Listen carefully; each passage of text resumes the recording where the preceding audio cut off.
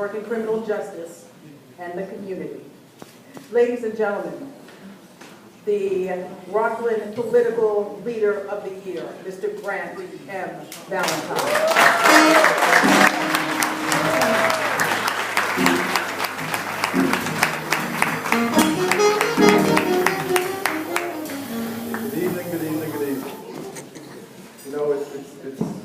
I'm just astounded to be here, and I certainly want to acknowledge Robin. You know, I'd like to thank you, Robin, for it was her answers that held us those who had been told for so long by so many to be cynical, to be fearful and doubtful of what we all can achieve. Robin, you made this happen. Robin has so much to do with the inspiration of this prize, and she put her hand once more upon history. And she brought the stars out tonight. Yeah, shine. Robin, you've done it all. Thank you for what you are and what you are. Let me express my congratulations to the other awardees here tonight. Certainly, we've not walked this journey by ourselves. We've walked it with others. And thank you all for what you've done and how you've contributed to our community.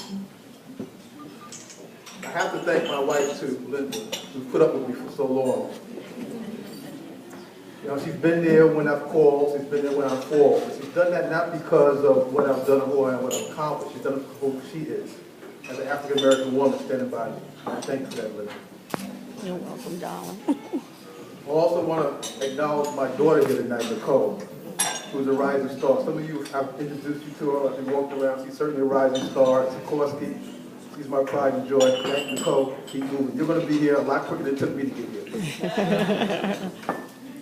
Now, I want to talk about this award tonight, and not Gary, I'm not sure why I got this. I ran for Senate in Rockland County. I was the first African-American to run there. Certainly was a daunting task. And I got a lot of support from folks, and I'll be running again. But let me just say that I accept this award, and I accept it humbly. And I'm mindful of the sacrifices and the shoulders that I stand on for this award.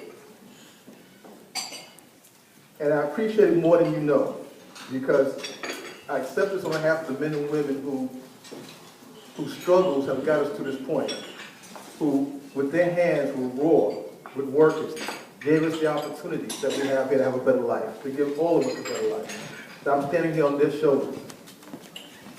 I want to also say that as we talk about government, and we talk about politicians, all that they can do and must do, and I see Andrew Stewart Cousins here as a sort of the measuring stick for all of this, is ultimately the faith and determination of each of us in this room to have the courage to ask the questions to go beyond the ordinary answers.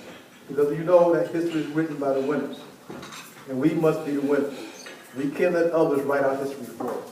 That's in politics and in business.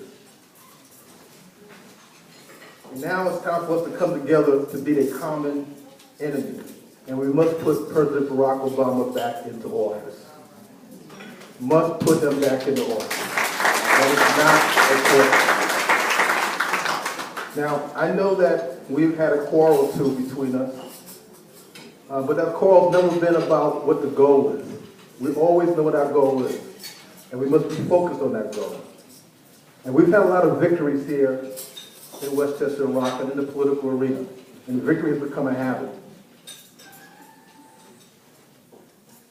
But we have to look at what we're living now and the accomplishments that we have here from our elected officials, and we live those accomplishments every single day.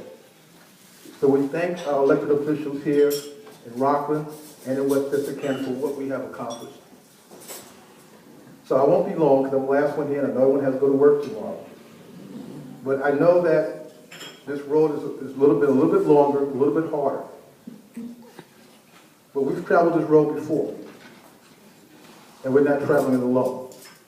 So I thank each and every one of you tonight. I thank you, the Chamber. I thank you, Robin. I thank each of you. Thank you, thank you, thank you.